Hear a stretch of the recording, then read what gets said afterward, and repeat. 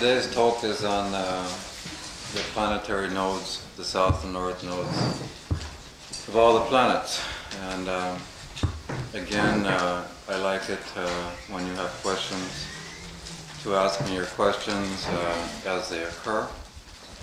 And what you're going to be doing today is covering a lot of material. I want to try to approach it quite slowly and yet very thoroughly, so that hopefully at the end of the day you will have a very working and practical knowledge of how to apply this to your chart, and for those that are working as astrological counselors, how you can apply it for your clients.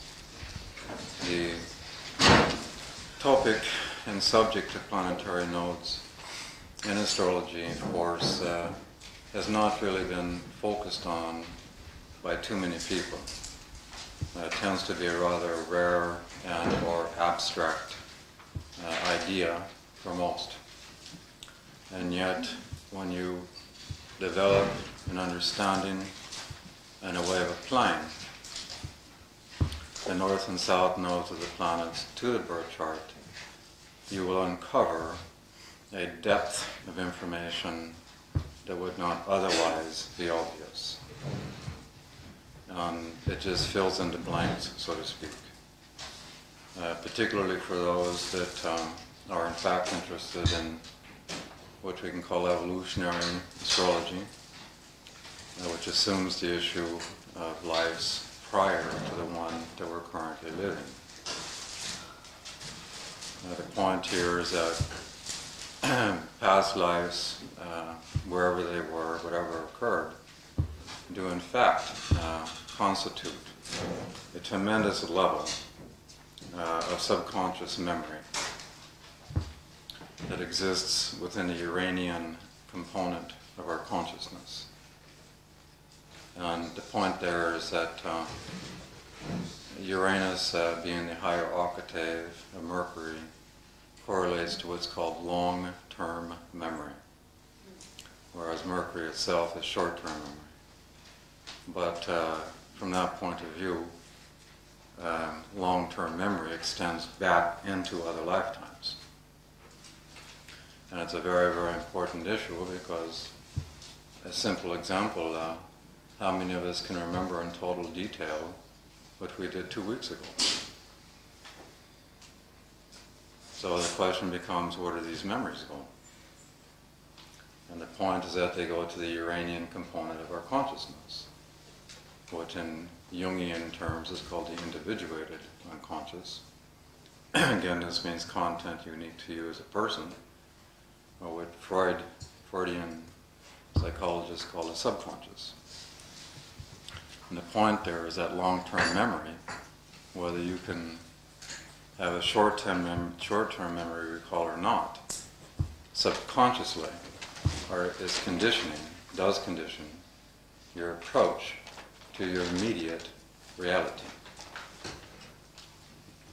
A simple example, a child gets sexually abused as a child, the memories are suppressed, and these memories operating in the Uranian element of consciousness, conditioning the person's psychological reality as an adult. So the point here is that we all have these past life memories, but for most of us, they're held in an absolutely unconscious state. Again, most of us can't remember in total detail what we did 2 weeks ago, but the memories are there.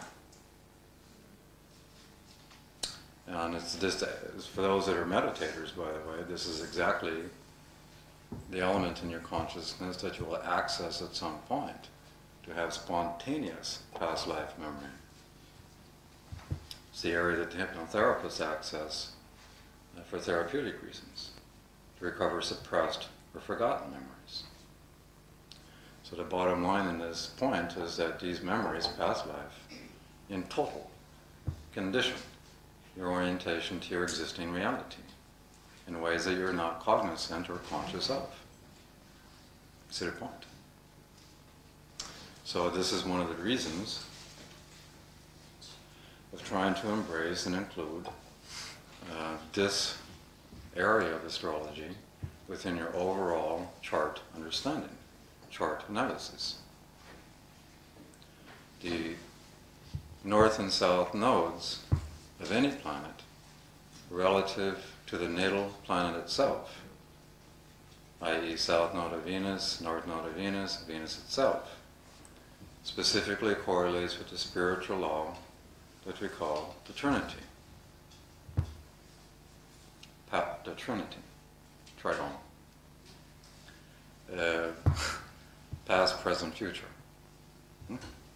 And that once we exist in a reality of time based on past, present, future, we then have the phenomena that we call evolution.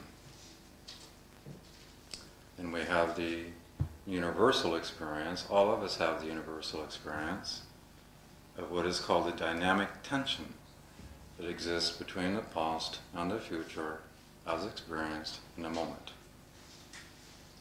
All of us have this tension. And the point here within this is that, in an unfortunate way, we all tend to project our past into the future. The future, again, is simply an abstract and can only be actually known from the point of view of the past. And because it's an abstract and a literal unknown, this is why we project our past to the future, which is exactly why most of us keep recreating our past into the future. So you can then see, perhaps from this point of view, how incredibly important it can be to understand the dynamics that have come before. The obvious intention of any of us, any soul on earth, is to stop compulsively recycling our past. It's the ultimate recycler. And to at some point break free from this stuff. Obviously at the point in time that we're living now, as a collective soul, we're obviously now moving into the transition of the ages between Pisces, Aquarius, and the opportunity when the ages go into transition, they hope the opportunity is for the past to stop repeating itself, to completely break free in order to allow new paradigms of reality to occur. And yet this is very, very difficult to do, because to embrace the future 100% is to embrace 100% insecurity. How many of us like to feel insecure? Now I do. Now you do. Good. So, but the fact is that most folks at this point in the human epic don't want to feel insecure. Which is exactly why all over the earth right now there is so much extreme movement, politically, economically, to re-embrace the past, not the future. And if you examine the nature of history, at no point has the past stopped recycling itself. At no point. So even though this is an opportunity and a hope, it remains just that. So, now, the nodal axis, as we said yesterday, has extreme power. And as we suggested yesterday, the Greek astrologers understood everything through mathematical value, mathematical power. And the highest powers that the Greek astrologers assigned to any symbol in astrology was the nodal axis. That should give us a clue to something. So, well, one of the things we'll be doing today is going through a very specific case history It's an actual case history of a former client to make these ideas real as we go. You can perhaps see at the moment, just on a symbolic, visual level, if we look at the amount of emphasis this chart has by placing in the nodal axes, you see this tremendous emphasis between 2nd and 8th house. Cancer, Capricorn. And if we erase these, not to have them on the board, you're not going to be seeing the same emphasis. That should be suggesting something to you right away. Now, the first thing we want to talk about is this fact that relative to the outer planets, all of us on Earth, every one of us in this room, will have the south and north nodes of Pluto, Saturn, Jupiter, Uranus, and Neptune, all in the same signs. Now this has a direct collective meaning in terms of if we look at life from the point of view of a collective soul. Remembering that it takes more than one person to accomplish the evolutionary intentions for the planet, which is why we are born in what is called waves, like a wave on the ocean. And yet, even though these outer planets are all in the same signs for us, the nodal nodes, they also have an individual application by the actual houses that are located in each birth chart. So here again we see the linkage between the collective and the individual. This is made even more specifically individual by determining the actual house and sign of the planet itself. And what you have here again is a linkage to the idea we call the Trinity. When you look into a birth chart, you have a south and north node of any specific planet. And that symbol itself is showing you the transition between past and future. It's in a continuous state of tension and or becoming. The planet that is the ruler of those nodes in the natal chart is the area, the dynamics, the archetypes, through which the individual consistently integrate this transition between the past and the future in the context of this life. You understand this idea? It's very, very important to understand. Here again you have the issue of the Trinity. So, from a collective point of view, it's very, very interesting to examine the fact that starting from the soul itself, that we all have south node of Pluto, every one of us, in Capricorn. And that for most people alive today, this will be taking place roughly from 15 to 22 degrees of Capricorn. Now think of this for a moment. Over these last few years, we've had this, let's use the word interesting transit, of Neptune and Uranus moving through Capricorn. And within the last few years, this transit has conjuncted the south node of Pluto for all of us. Now think of this symbolism. What does it mean? The bottom line issue is Capricorn.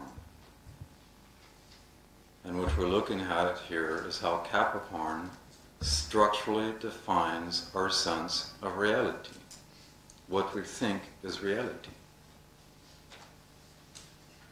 Saturn is a conditioning aspect to reality.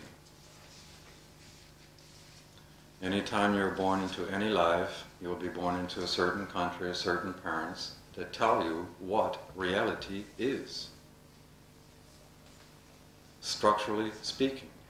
rights and wrongs, social conventions, social norms, social taboos, laws, regulations, procedures, called reality. And all of us have experienced in these last few years this interesting transit of Neptune-Uranus being conjunct this thing. And what you're looking at relative to the transition of the ages is that each individual within these last 2 years has been necessarily confronting what they have considered to be reality. Neptune has been trying to dissolve the structure of reality that we have considered to be real.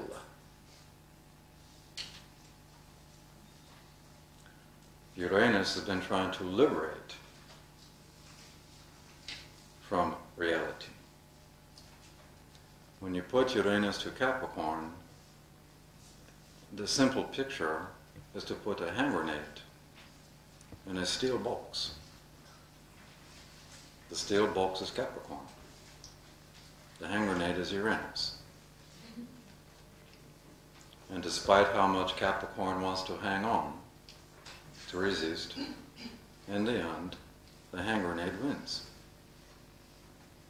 It's very similar to a bomb going off on the Earth, making a gigantic explosion.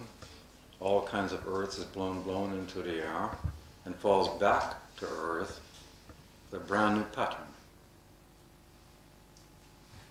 So, in effect, what has been occurring for most of us is that there has been an absolute transition in our personal realities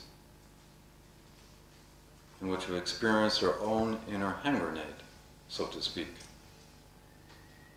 And the pieces are coming back to Earth in new ways that we can barely recognize.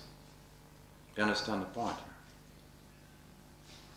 here? Which is exactly why so many people all over the Earth can't even control their sleep patterns.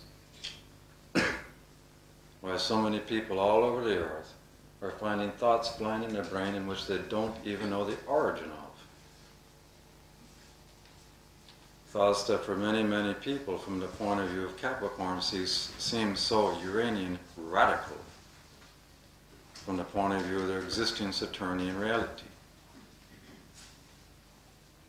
Has been responsible for all over this Earth of people experiencing a collective despair, a collective depression, a collective angst, and a progressive loss of meaning. A meaning that was associated with prior reality. Do you understand the point here? And yet most people have a fear of embracing these new thoughts. And most people in desperation try to resecure that box that hand grenade lives within.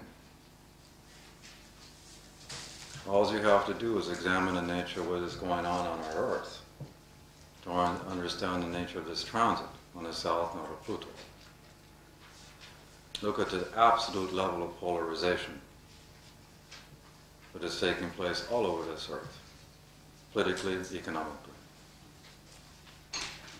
And yet at the very same time we have Neptune, which is trying to show the soul that we are in fact absolutely interlinked and interrelated, which is exactly why the world, Saturn, has become incredibly internationally dependent upon itself. You understand the point here? Which is exactly why you suddenly have here in Europa treaties trying to make a one Europe, to break down the Saturnian boundaries and borders. And yet simultaneous to this, you have the fear called Capricorn nationalism. Oh, I'm not going to be Dutch anymore, I'm not going to be Danish anymore, I'm not going to be Swedish anymore. Do you see the point? and how this kind of delusive fear emanating from the individual ego can then in and of itself undermine Capricorn. This necessary actualization of new political and economic paradigms that will change our orientation to Saturnian reality. Do you see how this is provable by actual factual reality? So this is occurring collectively, it's occurring individually. You have to remember from the point of view of Uranus, we are dealing with the nature of the collective brain. Uranus correlates with our brain and the structure of our brain. We have to remember that the ultimate source of creation, Neptune, which we call God, as it was projected through time-space reality, Capricorn, the vehicle of the projection was electrical. The very nature of our brain is electrical.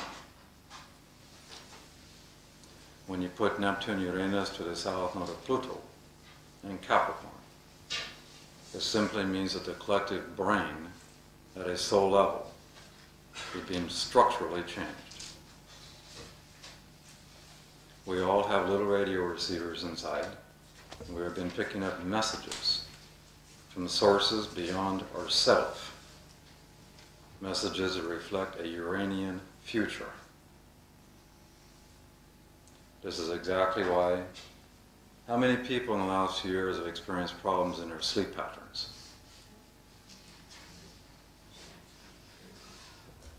So the question becomes, why?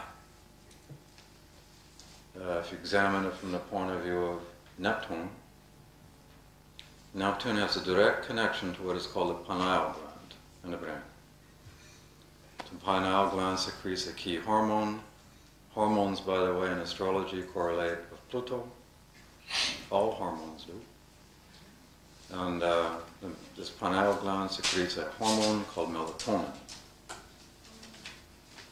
Melatonin's function in consciousness is to dissolve the Saturnian boundary between subjective or egocentric consciousness and soul consciousness. It is meant to spiritualize consciousness.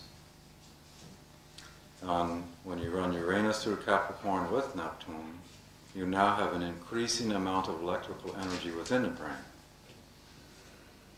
And that electrical energy is focused on the pineal gland, Uranus, Neptune,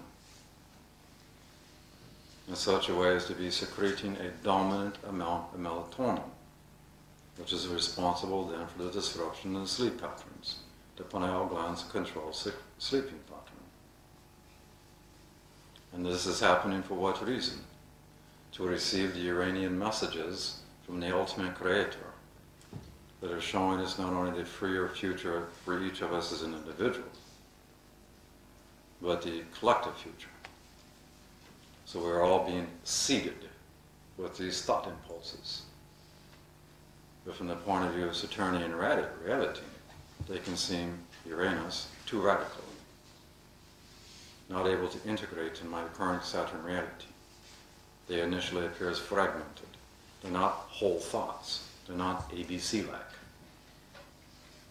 They're the famous Uranian snapshot, which is why it's so easy to resist.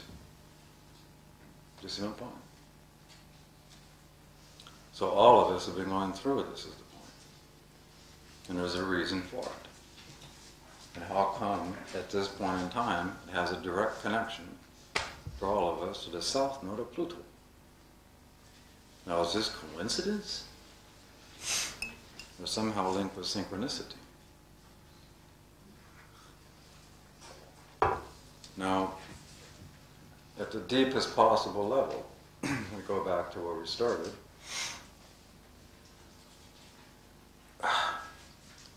South node, in any, relative to any planet, correlates with what we call the past, what has come, something that has come before this life.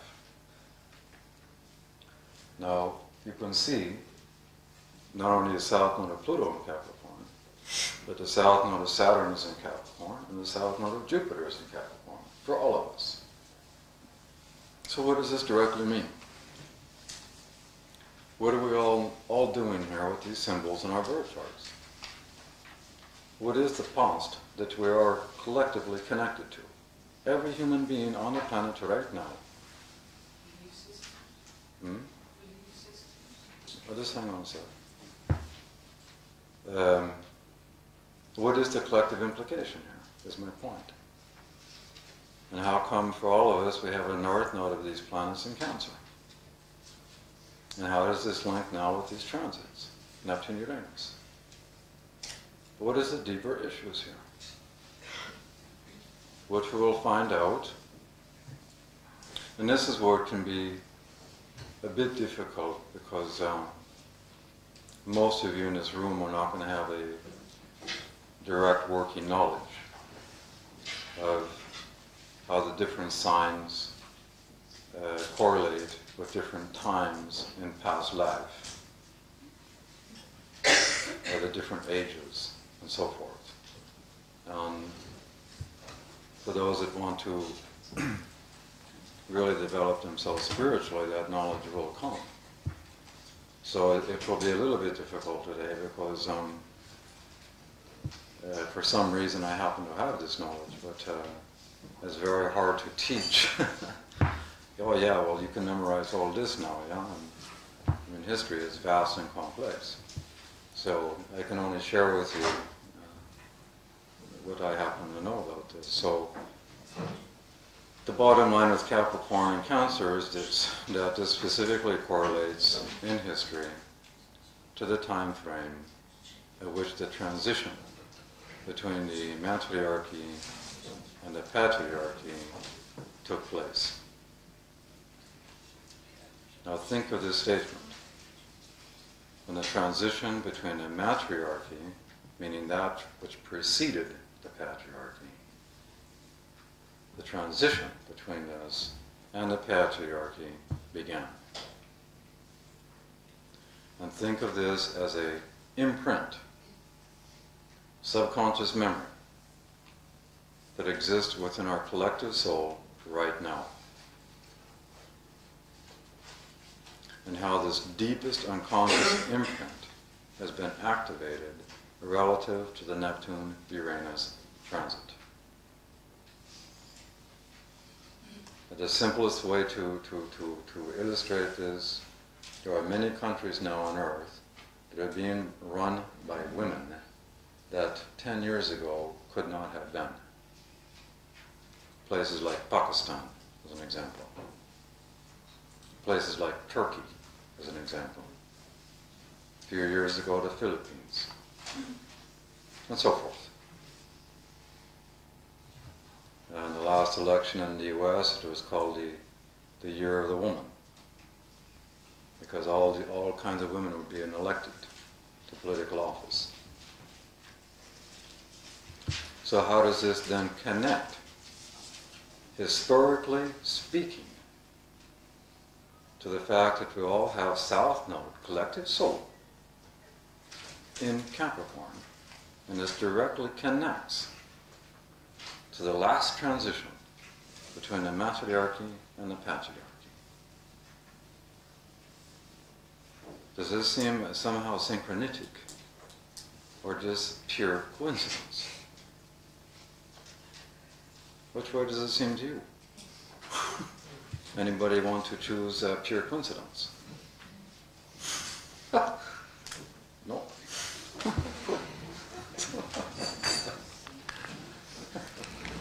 Now, the deeper issue,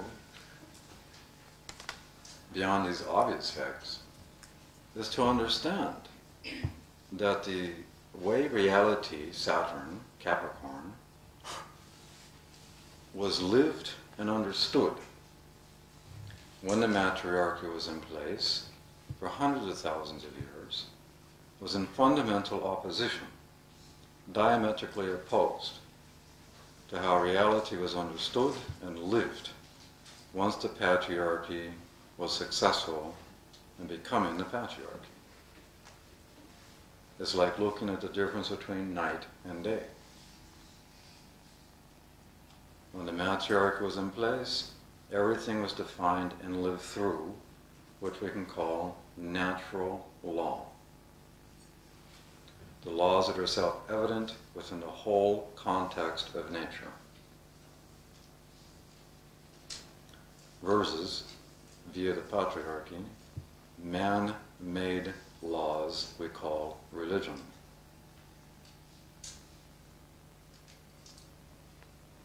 These are two different universes.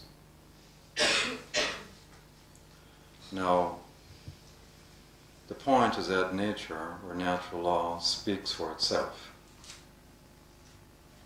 I don't need a religion as an example to tell me it is not correct to not have my child run around on the Autobahn.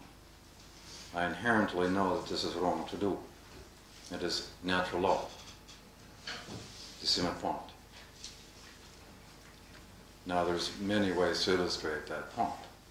But this is very, very different than man-made law, man-made religions. When the patriarchy began to take over, it began to suppress natural law. It began to control natural law. This sounds like Capricorn stuff, huh? Which then became the basis of judgment. Negative judgments were relative to natural law.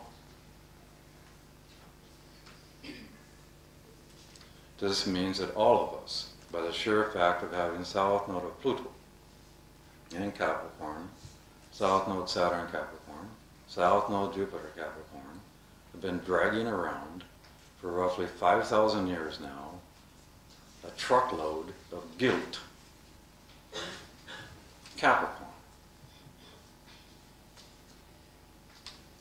And what is this guilt caused by? It is caused by judgment patterns. Judgments that are issued from man-made religions relative to natural law which had preceded the patriarchy. Now remember, the archetype and dynamic of judgment is in fact intrinsic to consciousness. You cannot remove it from your brain.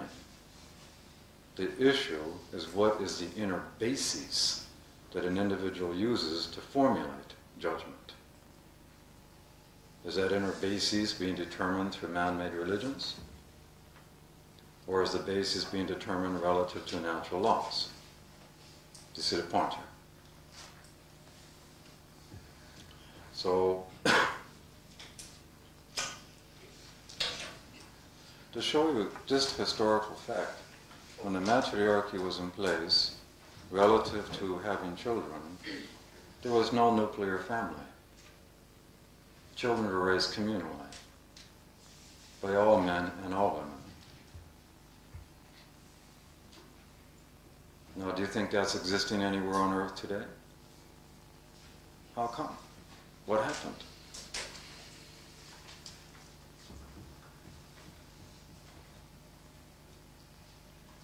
When the matriarchy was in place, there was no such thing called a monogamous relationship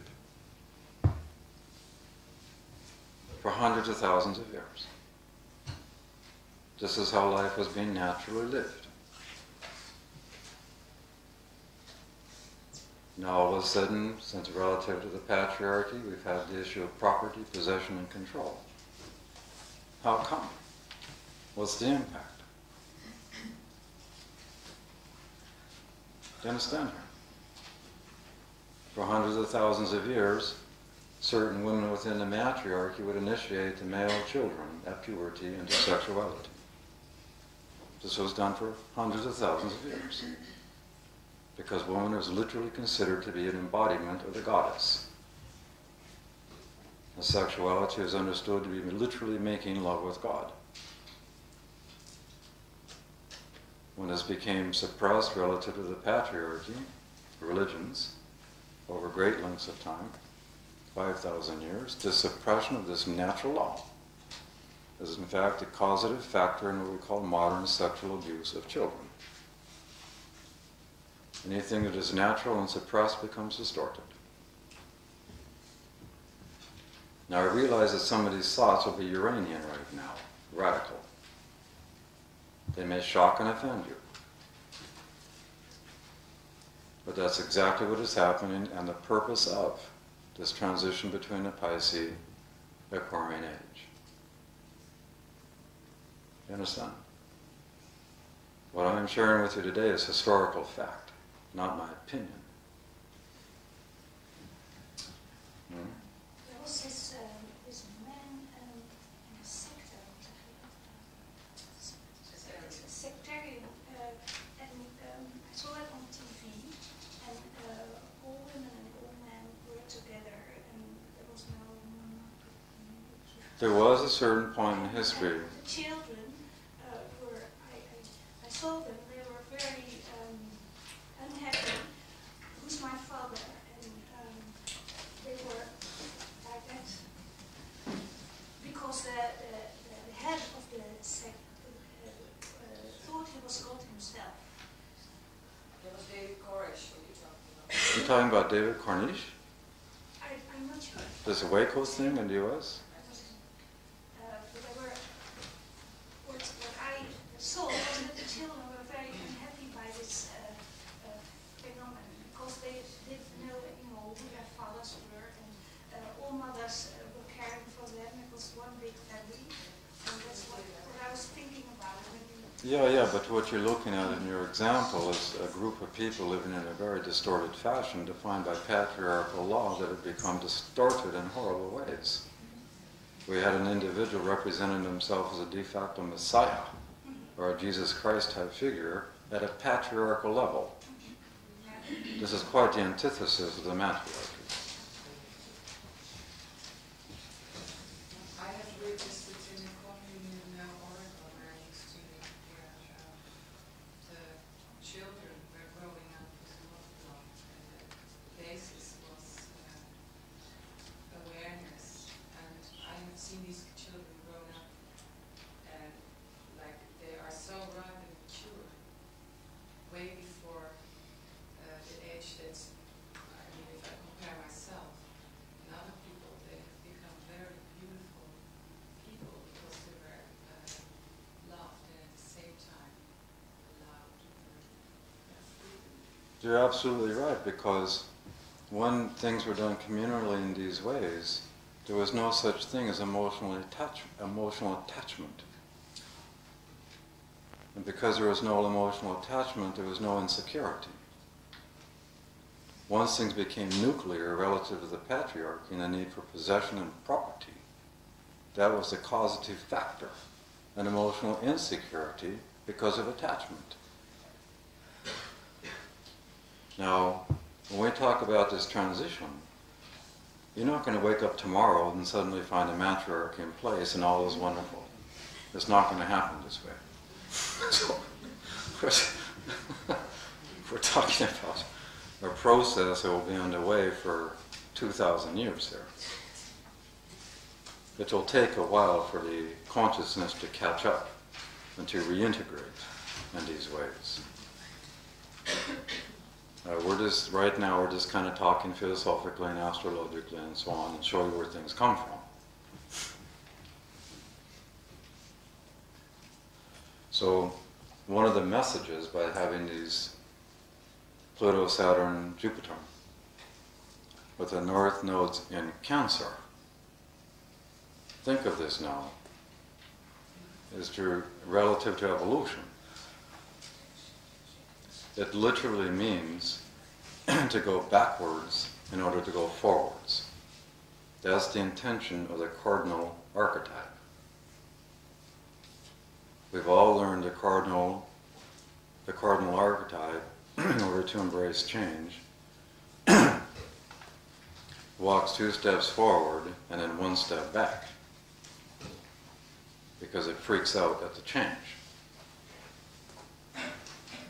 So what it means at the deepest level is if we go back to recover the original imprint, the actual origin of the species, defined for hundreds of thousands of years relative to the matriarchy, we will then go forwards. But we will go forwards in a new way. We're not going to go back to, in quotes, primitive living where we're digging roots out of the ground. Unless it turns out that there may be some major environmental catastrophe that in fact may demand that, which in fact is a distinct possibility. We'll get more into that when we talk about why we all have the South Node of Uranus in Sagittarius.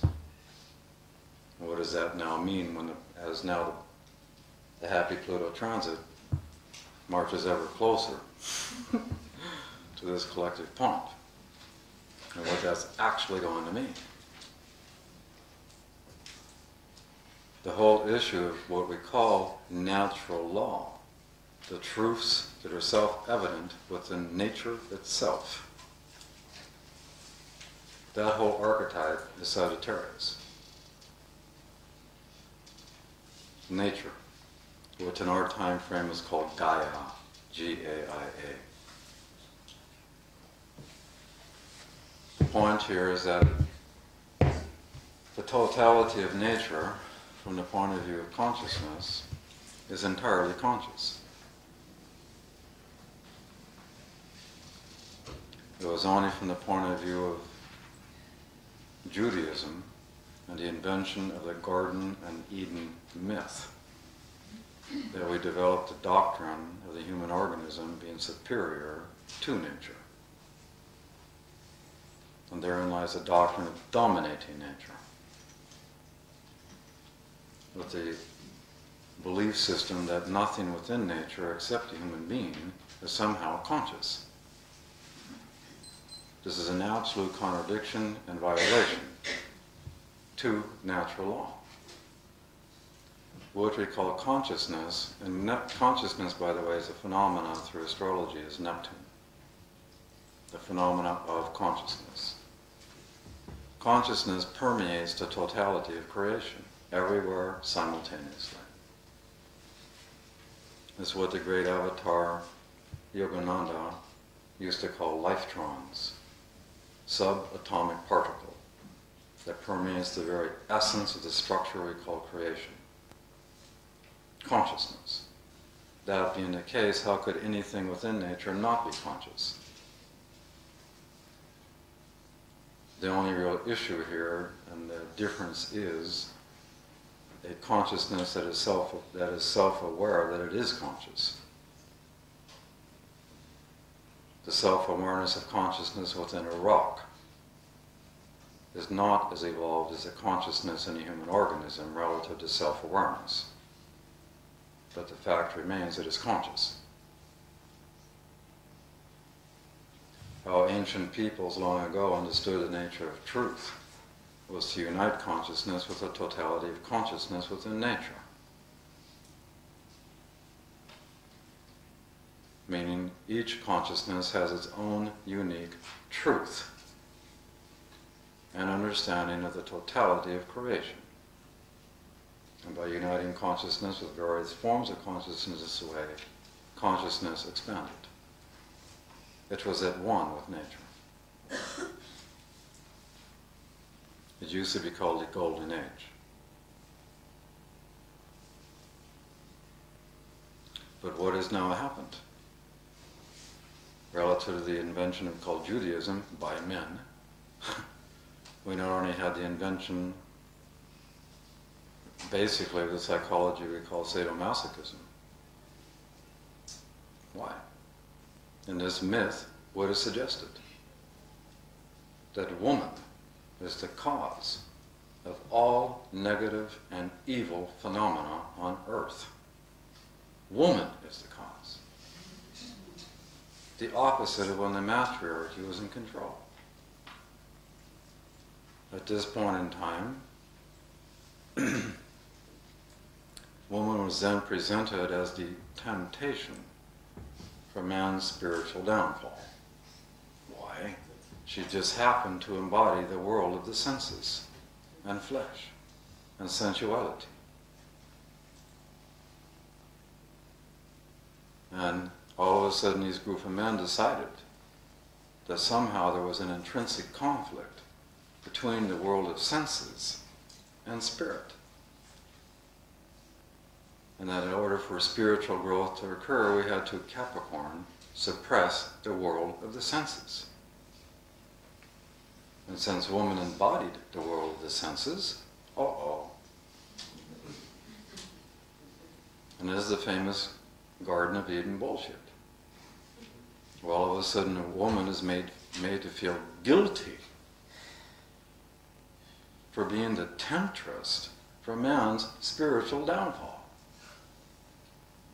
And man, because in the myth, because man gave in to the temptation, this is the origin of his own guilt.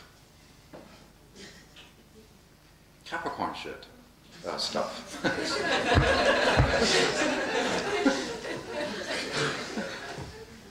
So, when all this became perverted in this way, the woman, made to feel guilty, simultaneously then needed to atone for that guilt, to purify it.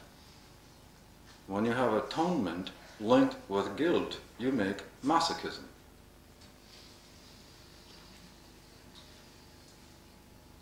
Man, feeling guilty by giving in to the temptation, created anger.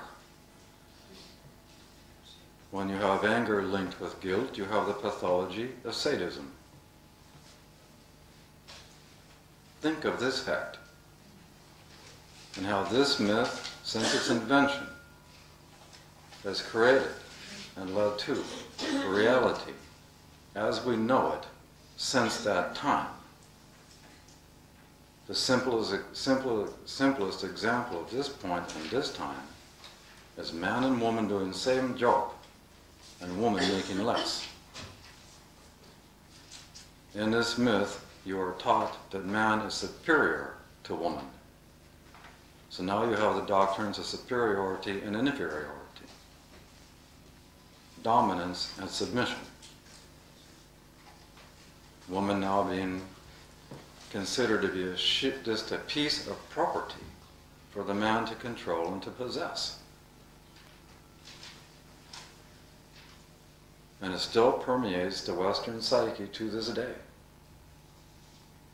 in ways that most of us don't even recognize anymore.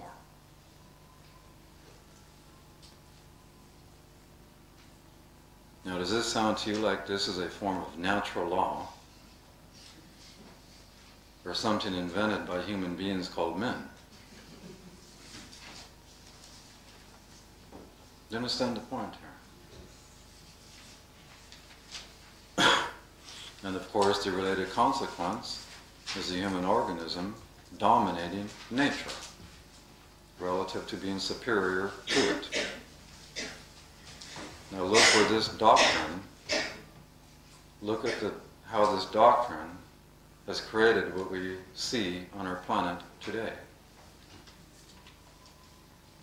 As nature is beginning to react to the falseness of this doctrine, you have a complete increasing fracturing of the atmosphere relative to the ozone layer, relative to increasing levels of radiation impacting on this earth. You have an increasing pollution of all water systems on the planet. You have increasing pollution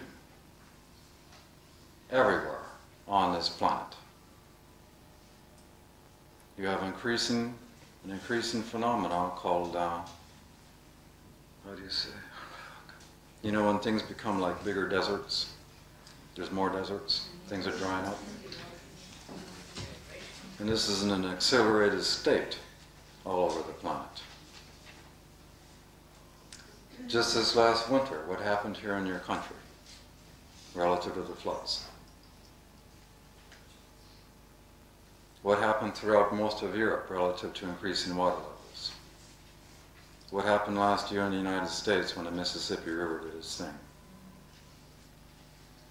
What happened here in Japan as these earthquakes become ever more? I mean, we could go on and on and on.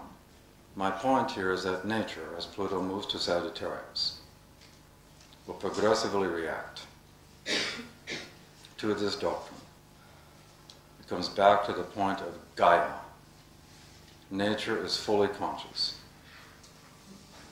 And when Pluto goes to Sagittarius, there will be an increasing need for nature to rebalance itself in order to have any sense of integrity. It's no different, like a few years ago I lived in a place where the rabbit population was out of control. And every 7 years, because of this fact, the male part of the rabbit population, every 7 years, would create a sexual disease that did not allow it to reproduce, so that the species could be minimized. The same point, if we step back from Earth and observe Earth like we're looking at it through a microscope, the human organism would appear like a cancer cell in the human body.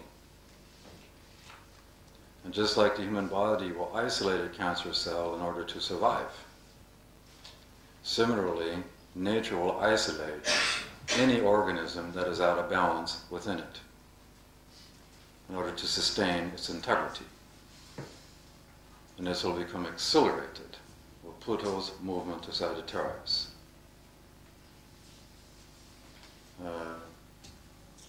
Over the next 15-20 years, there will be a great polarization within societies all over Earth, one group understanding these points in such a way that the new religion, universally, will be literally called environmentalism.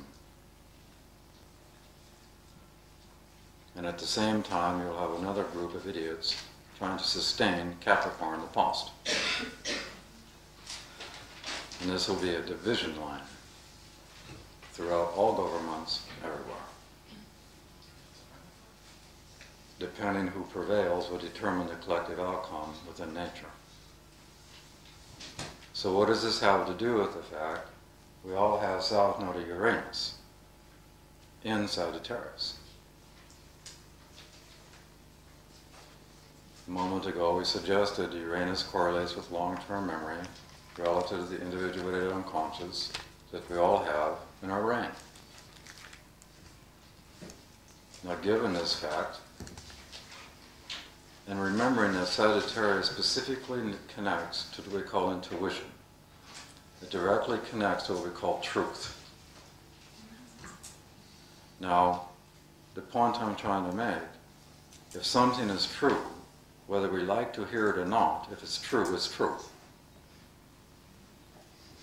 So here we all sit with Uranus and South Node of Sagittarius, listening to words coming from some speaker, reflecting something that could happen in the future relative to something that occurred in the past.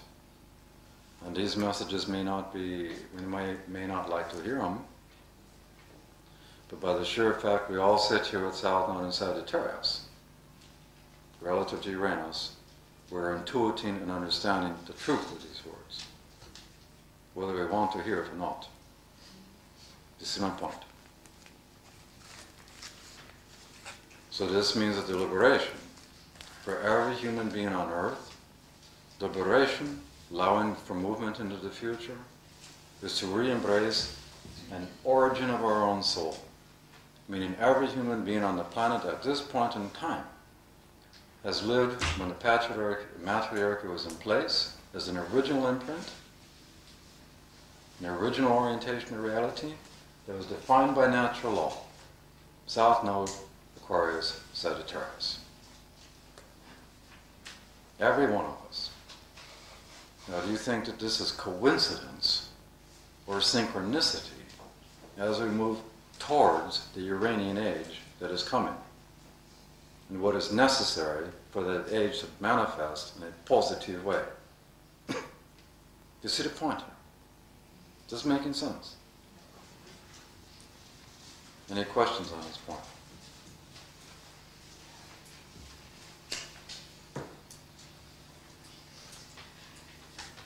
What is the positive manifestation of Saturn and Capricorn? The positive manifestation of Saturn and Capricorn? You don't like the consensus? You don't like the patriarchy? I don't like what? Patriarchy? No, you're making an assumption that I don't like this and that. I'm describing facts in a very Uranian objective way. But there should be rules and regulations, a structure in your life. There's no question about this. The question is, what is the nature of those rules, regulations, and structures? Are they in relationship to natural law or relationship to man-made law? I don't need a religion to tell me not to put my baby on the autobahn. What is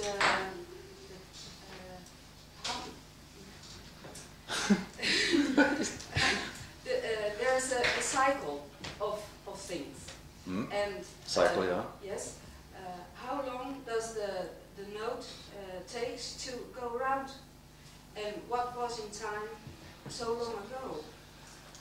This has been before. On the outer planets, the cycle is very, very long. Yeah. Whole century. Yes. On the inner planets, it's much more quick. We're going to show the relationship between the inner planets and the outer today. Any other question? Yeah. Hmm? What is going on with the human race? Is it going on with the animal and the plant world? This woman has asked an extremely important question. And the question is, what's going on within the human race? Is this somehow reflected in animal life, the world of nature? The answer is yes, but primarily at a bacterial level, viral level, and an alteration in the genetic code in all forms of life, as we have an increasing amount of radiation, Pluto, entering our atmosphere, altering the genetic codes in all forms of life because of that increasing radiation. The simplest example for this truth is what we call viruses like AIDS. There's a direct reaction to this fact. Right now in the United States, 1 out of 5 US citizens has TB in their lungs. 1 out of 5. And that's because this particular bacteria, relative to two things, allopathic drugs and increasing radiation, has mutated as Pluto's been in Scorpio. Scorpio has everything to do with the genetic coding in all forms of life. Scorpio has everything to do with viruses and bacteria. Scorpio has everything to do with mutation and metamorphosis. The polarity point of Scorpio is Taurus. As we talked about it yesterday, Taurus is the instinct in all forms of life to survive. So even at a bacterial, viral level, these forms of life have been mutating in order to survive relative to these two things, radiation, strong drugs. And all of a sudden we have things like AIDS. We have things like a mutating bacteria called TB. This to me is a deeper danger for the future because TB is spread through casual contact. The atmosphere we all share. Atmosphere in astrology correlates with Uranus.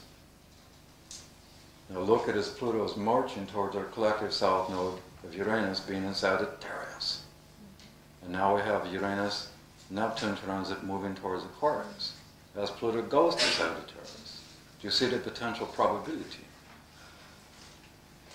My point is that these are ways of nature's reactions to make us pay attention. There's two kinds of evolution, and Pluto correlates with evolution. There's cataclysmic evolution, and there's Darwin's notion of uniformity, slow progressive change. Pluto correlates with choice making. What choices do we make? What kind of evolution is determined based on those choices?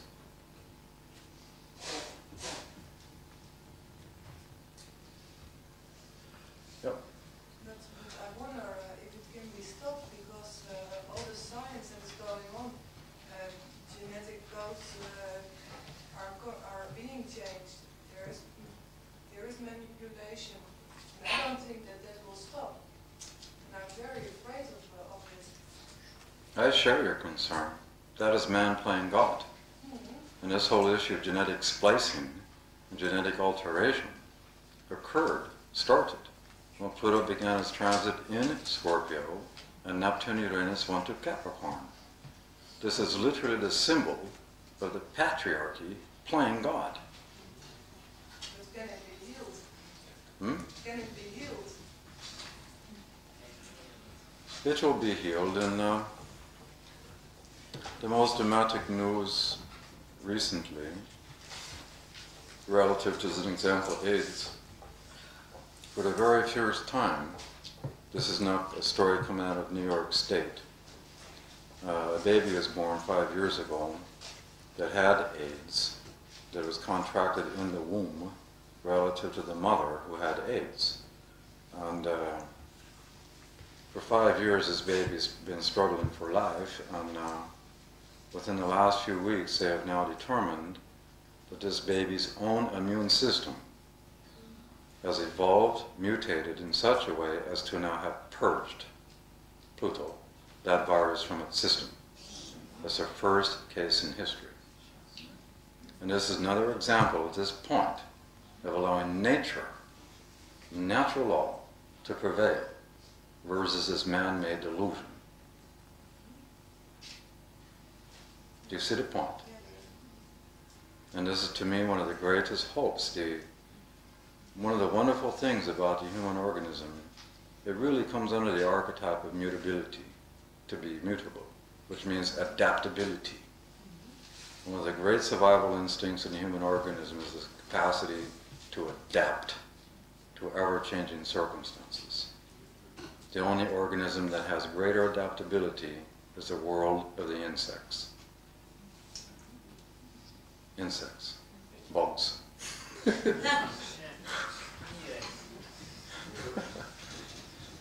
So anyway, let's have a little happy break here and we'll come back and talk about more.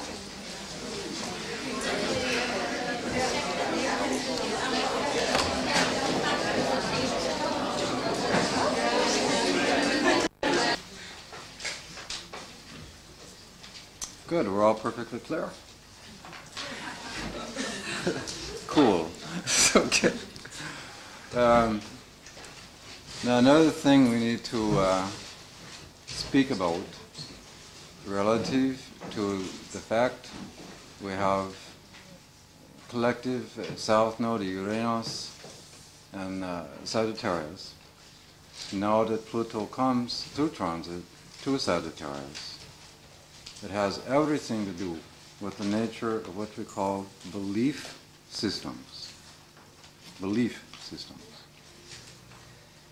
Let's remember that Sagittarius, Jupiter, and the 9th house directly correlate to the archetype in human consciousness that makes us aware that we are connected to something much larger than just the earth itself. That we're connected to a thing we call the universe, or the cosmos. By the sheer fact that creation was set in motion, and it exists in and of itself, there is an intrinsic or inherent truth that will explain the nature of that creation. This awareness in human consciousness occurs through the Sagittarian 9th house Jupiter archetype, and therefore becomes the basis of belief systems of a metaphysical, cosmological, philosophical, or religious level. Belief systems determine how any person interprets reality.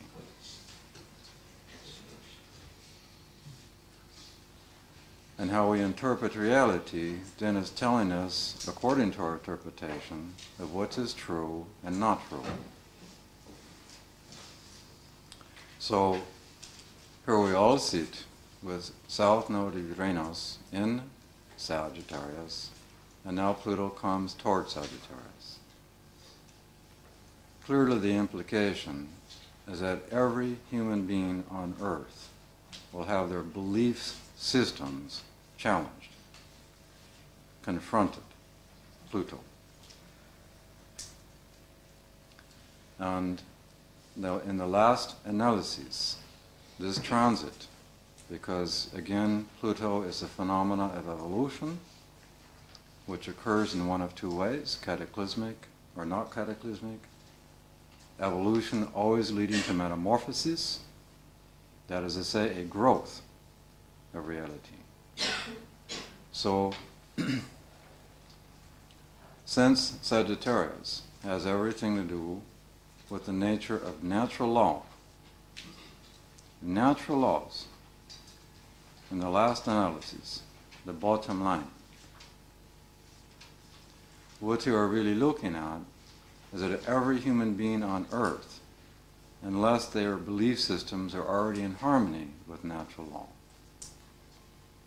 will be experiencing a tremendously intense confrontation of those existing belief systems. And therefore, how we're interpreting reality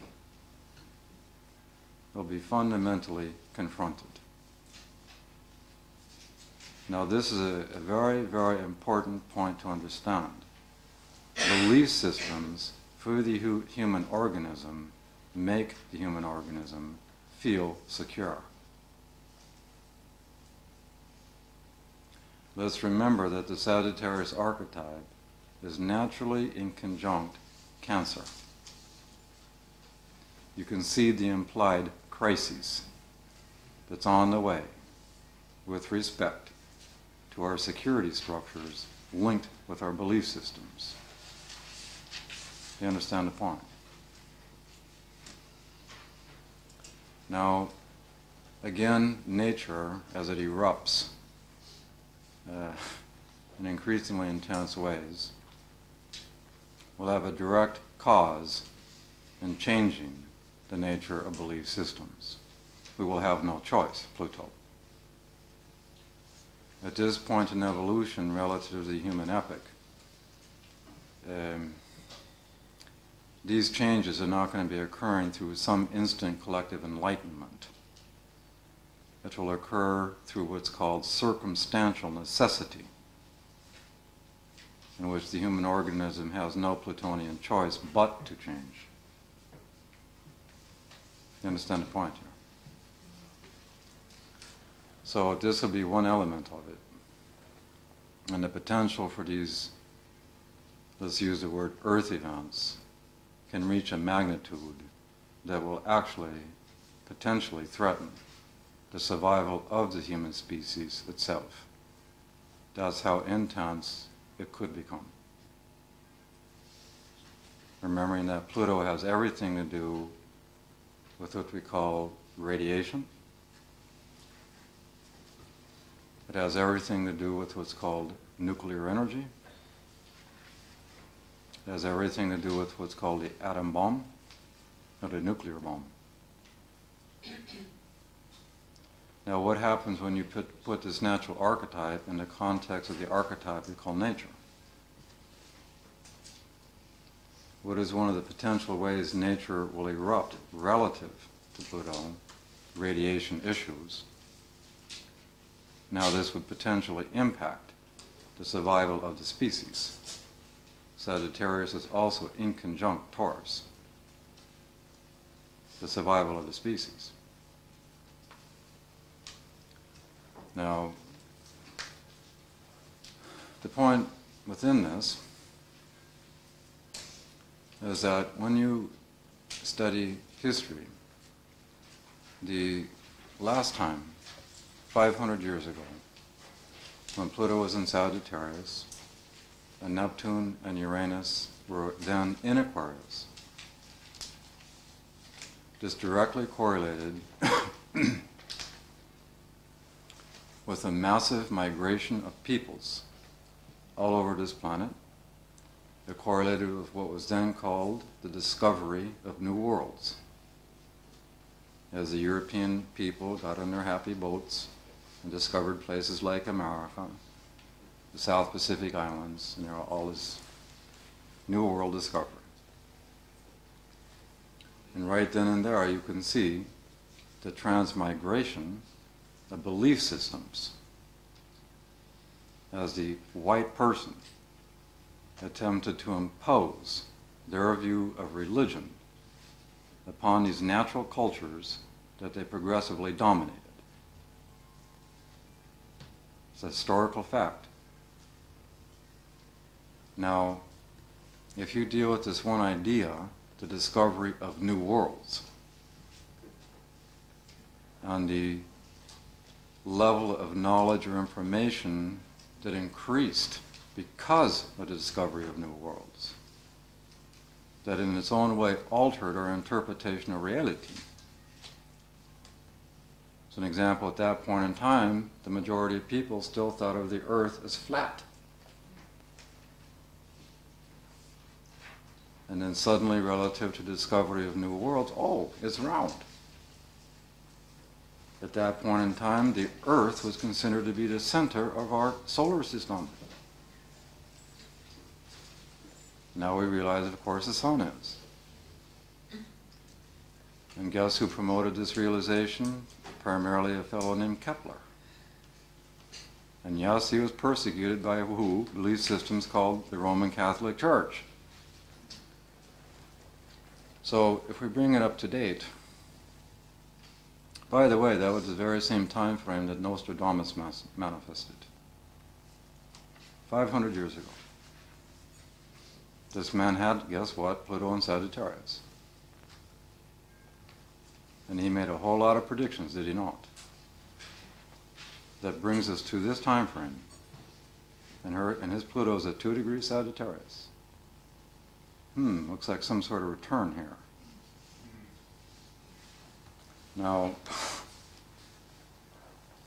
we bring it up into our context of our reality, in this time, many people on the earth understand that there are other forms of life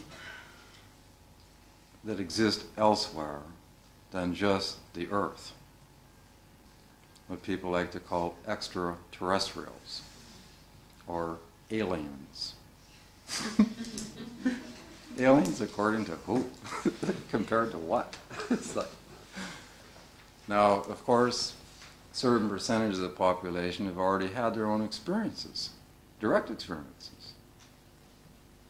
But because this is not occurring yet at a collective level, the majority of people judge Capricorn relative to existing belief systems, these people as Uranus, bizarre. But somehow they're psychologically fragmented off in their own little universe somewhere. Do you understand? So, if you look at it logically, Pluto moving to Sag, Neptune, Uranus coming to Aquarius. Keeping in mind we all have a collective south node of Neptune in Aquarius. Now, I'm not making a prediction, but I will suggest that it would not be unlikely within the next 15 years or so for these life forms that we call extraterrestrials to reveal themselves in mass to the collective organism. Now, let's assume that exists. Let's assume that it occurs, just for a moment. If, in fact, that occurred, could you see the incredible Plutonian impact on confronting the nature of our existing belief systems and how we understand this thing called creation? Think about it. And then, therefore, how we are interpreting reality. Do you see the potential radical shift in consciousness that this could induce? Do you see the point here?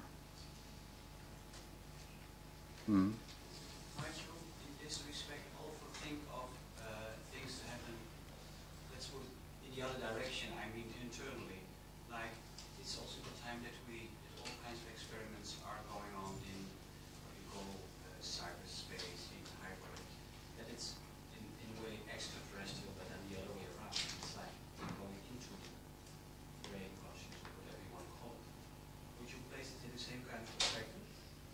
Absolutely, because the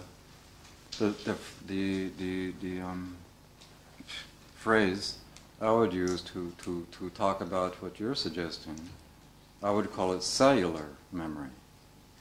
Memories that exist within ourselves. And a cellular memory has its own time.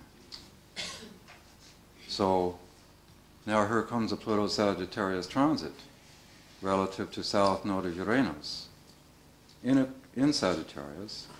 And here comes a Neptune-Uranus transit relative to our collective South Node of Neptune in Aquarius. Now what kinds of cellular memories linked with distant times might be unlocked in the collective organism? Jeff? Yes. Are you familiar with Ken Carey's book, The Third Millennium? No, I'm not. Then I'll skip my question. The point here is that let's just stop here for a moment and put these two things in combination. Number one, the discovery of new worlds relative to extraterrestrials revealing themselves in mass, impacting on belief systems, impacting on interpretation of reality, impacting on our self-image in conjunction with Cancer. And then link this with Gaia, or nature, itself erupting relative to the delusion of superiority in the human organism, to Earth events. Now if we just stop there and put these two things in combination, can you see the reality that is probably going to be unfolding in this next 15 to 20 years? It's going to be at a remarkable time. You're also going to find, just like 500 years ago, that one of the potential phenomena that will occur relative to discovery of new worlds is the human organism's colonization of other planets. Right now, the human organism has the technology to make the planet Mars Earth-like. How they would actually do it, the technology involved, is to pump carbon monoxide into the existing atmosphere of Mars. And within 100 years, it would have an atmosphere duplicating Earth. Now project this and magnify it by how many planets? This is just a seed point. And how this would be progressively altering our belief structures. Do you understand the point here? Even now, what we like to deify as science cannot explain many natural laws. Simple example. The north node of Uranus, its north pole, points away from our physical sun. And yet it is warmer than the south pole of Uranus, which points towards that sun. How does existing scientific theory explain it? They cannot.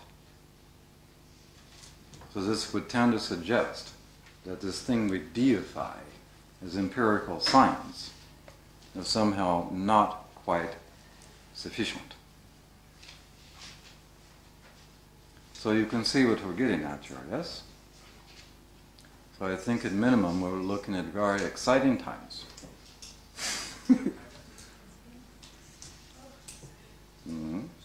Then from another point of view,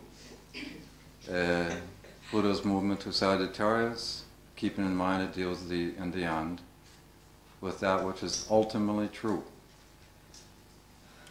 an issue of truth. This then means, on an individual basis, who is ever involved in their own living lie, that those lies will be revealed exactly for what they are, as a form of personal confrontation. This would then mean anybody who is wearing a mask that is not in harmony with who they actually are, that mask will be pulled off their face. That is not going to be necessarily a pleasant experience for many people. On which way? Hmm? On which way?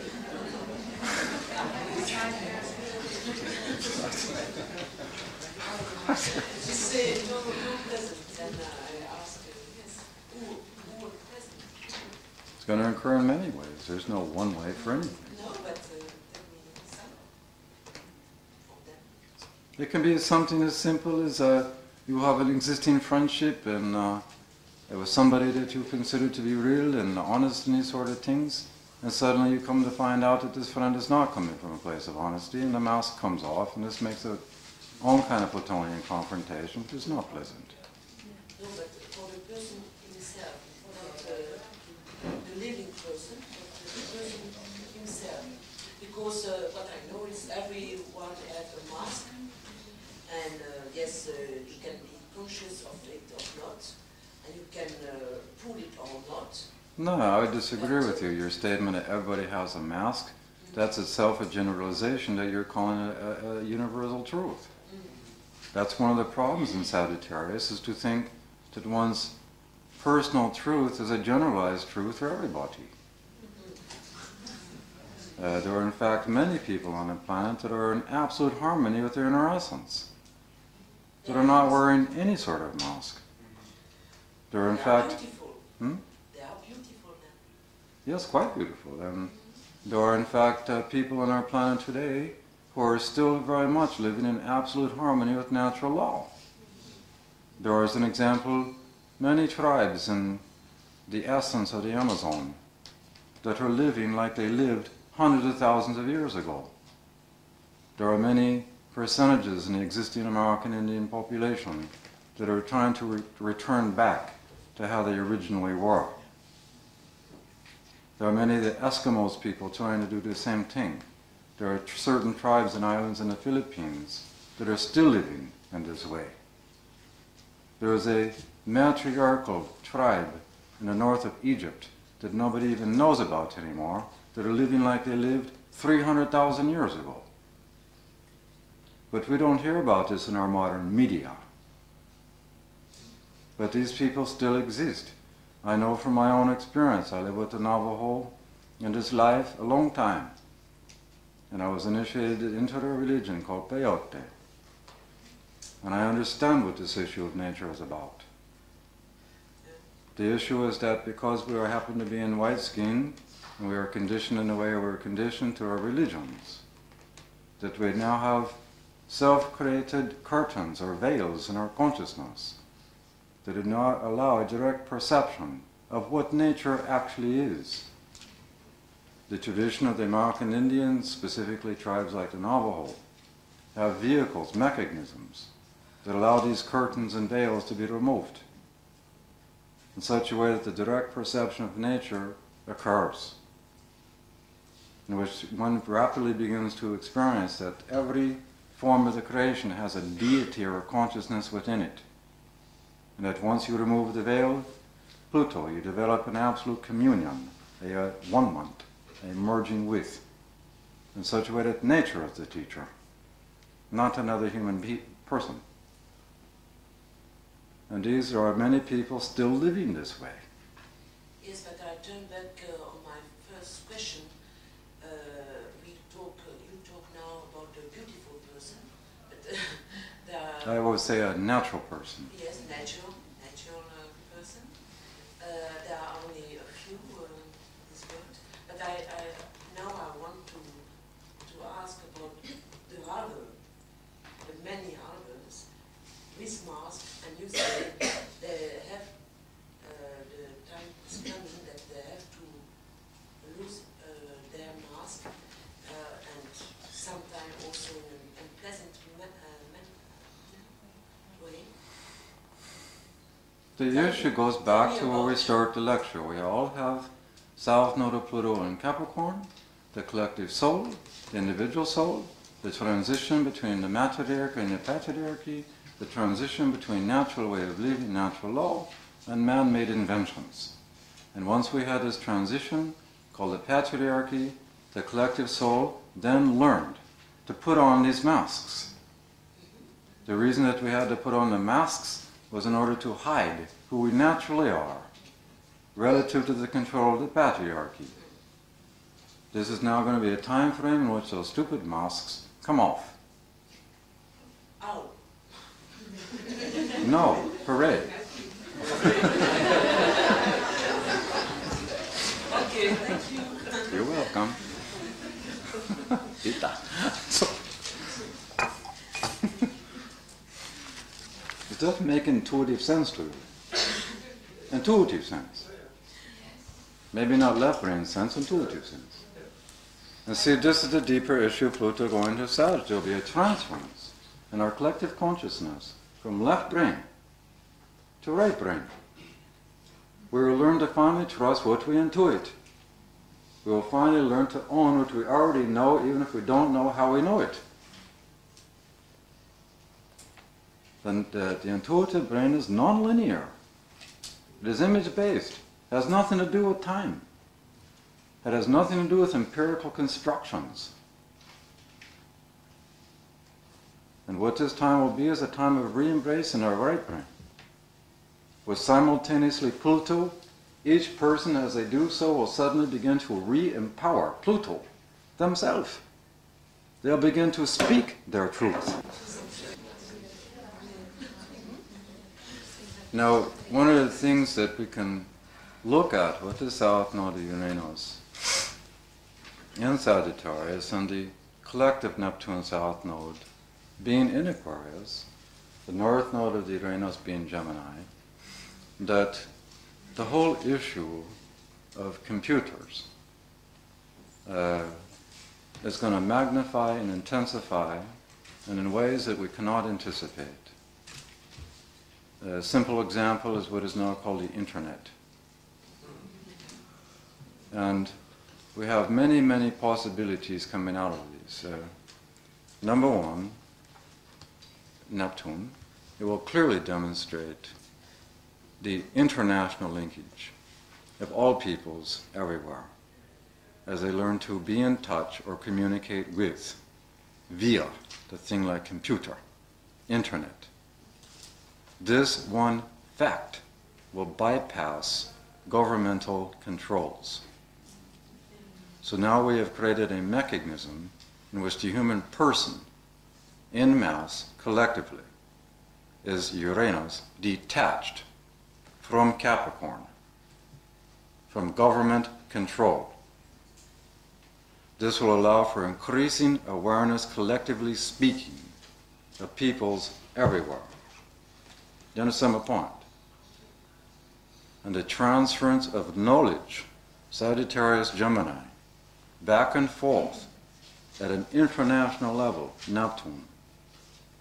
This is the first time in human history that such a phenomenon has occurred. The very first time. Think of the consequences and the impact of this phenomenon. It becomes a potential vehicle of social revolution, Aquarius, through the detachment from the control of governmental structure. Do you see the point? Even now, as an example of this point, in the United States, there was an idiot senator who was trying to pass laws outlawing the Internet. Because they're realizing it's going to go beyond governmental control. Now, it also has a potential danger because Sagittarius is naturally square Pisces. And here we have the south node of Neptune, i.e. the ruler of Pisces. Here it sits in Aquarius, and here comes Neptune-Uranus transit. The potential danger, like Marx would point out, is that it has the danger of becoming the opiate of the people. To become opiate, to become addicted to the computer, to focus your entire reality into this computer screen in such a way that this becomes your almost 24-hour day reality. There is a danger here. Would that then also not be again a way for the government to control? Who is punching the keys?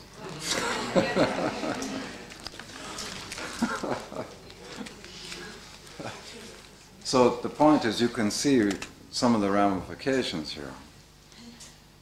You also have clearly the symbolism, because for many years now, a certain percentage of people have been trying to develop what is called artificial intelligence with respect to the computer. Now look at the collective south node. We all have collective south node of Neptune, i.e. spirit, God, source of creation, in Aquarius. Computers correlate in astrology to Aquarius. Now here comes the Neptune-Uranus transit. At the same time, here comes Pluto transit to south node of our collective Uranus, south node, Sagittarius. Now what is the potential application in terms of actually evolving in a real way what we can now call artificial intelligence? Meaning a computer that has a capacity to develop its own conceptions and the ability to be aware that it's a computer.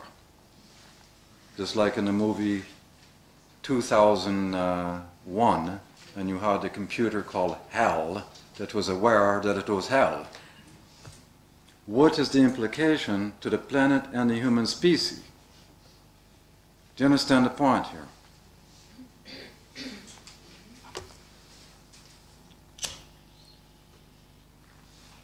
At this point in time, none of us can know.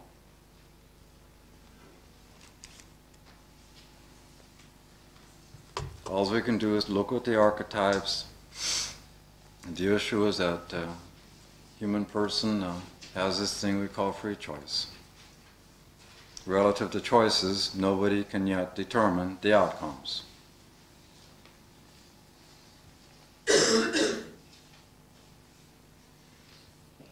Questions on these things?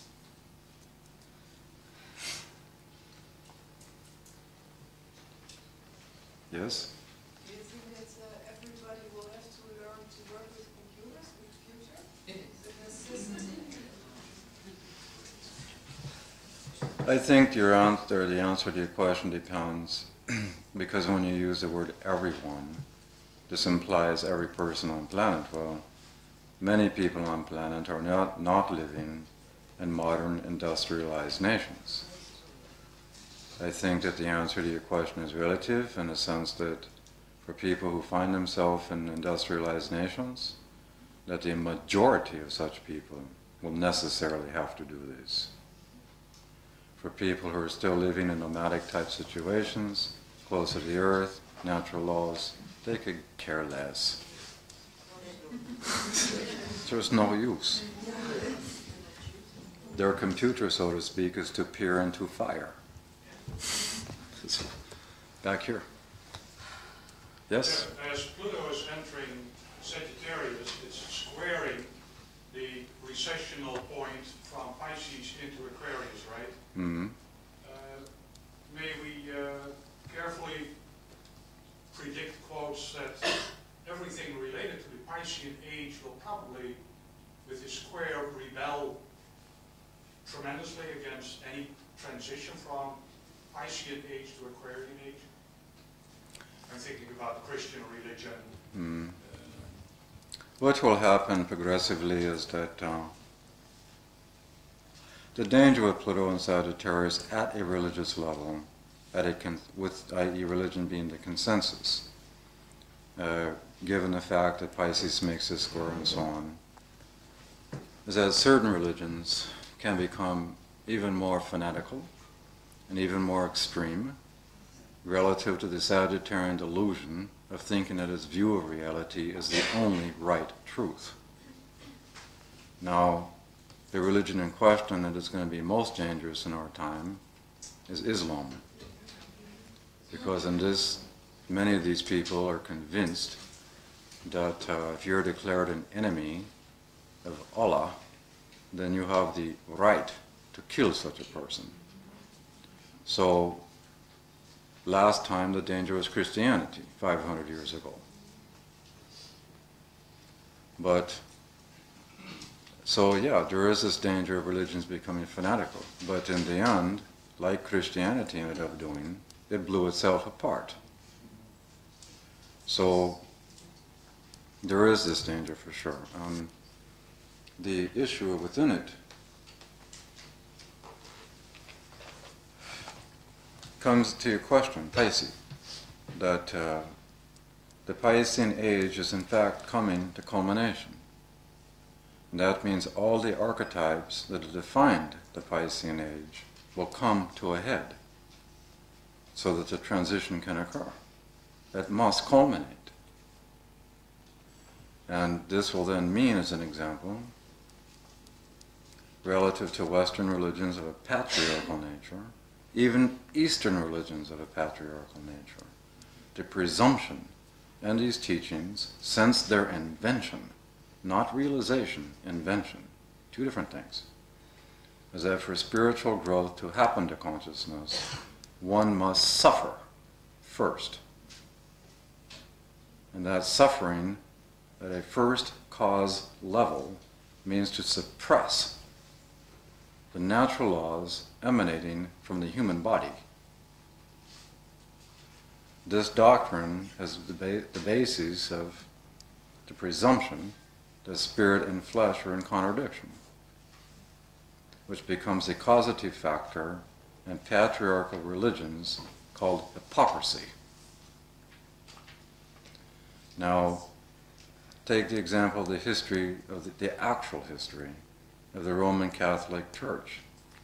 How many people realize that its empire, the establishments of churches everywhere, was built on the back of prostitutes? How many people remember that there was a functioning brothel in the Vatican itself in the 13th century?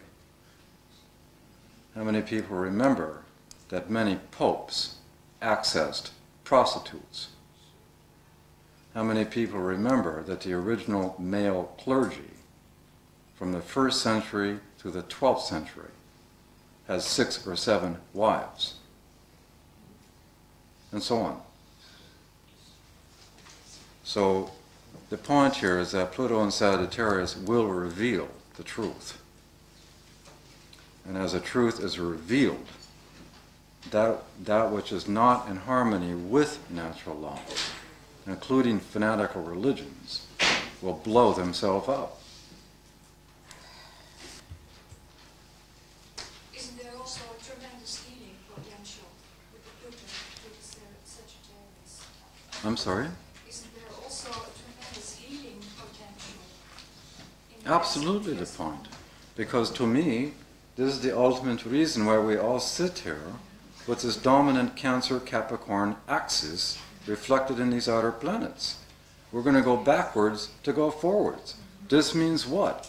It starts with an elimination, Pluto, of the false doctrine that flesh and spirit are in contradiction. Once we remove this false doctrine emanating from the Pisces age, then what is going to happen? Do you see my point right there? We've just eliminated a truckload of guilt.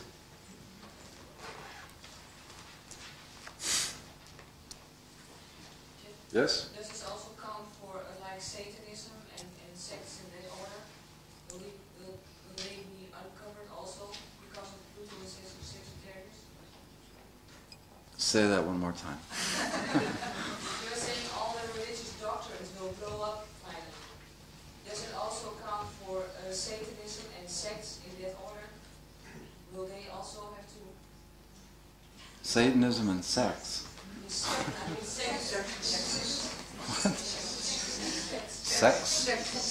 Sex.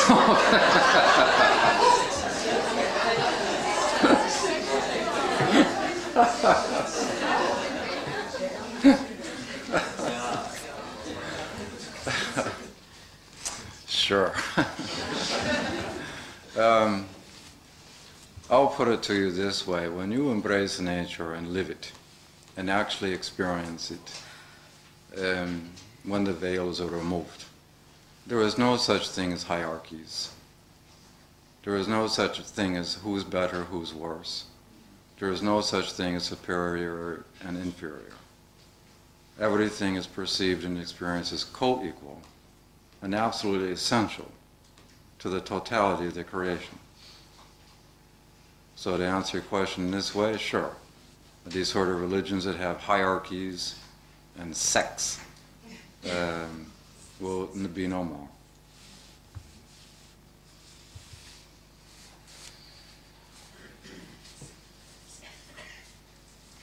So we're looking at this now collectively. But again, we all have personal reality, individual reality. So we can locate these different nodal axes in each individual chart because they will have their own house placement. And there will be a planetary ruler in each natal chart. Just like in this case, south node of and north node of Pluto is in Capricorn, and so on and so forth. It all comes down in this case to the fact that her Saturn is in Capricorn in the third house. When you make it individual in this way, you see what the individual's placement is in this collective history.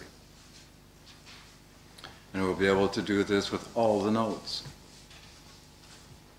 And again, the way we're going to be looking at this is how these dynamics constitute a tremendous level of subconscious memory that condition and influence our approach to our existing reality. It will be revealing a depth of information that if you allow yourself to work with it over the next period of time, that will literally blow you away. I mean, most of what is passed off as modern astrology, most of it, is superficial at best. Most of the astrological literature you reduce to Mercury memorizing a list of characteristics without ever being taught where these characteristics come from, the causes for, the reasons of. It simply lacks depth. There's only a few astrological writers or teachers or whatever that reflect any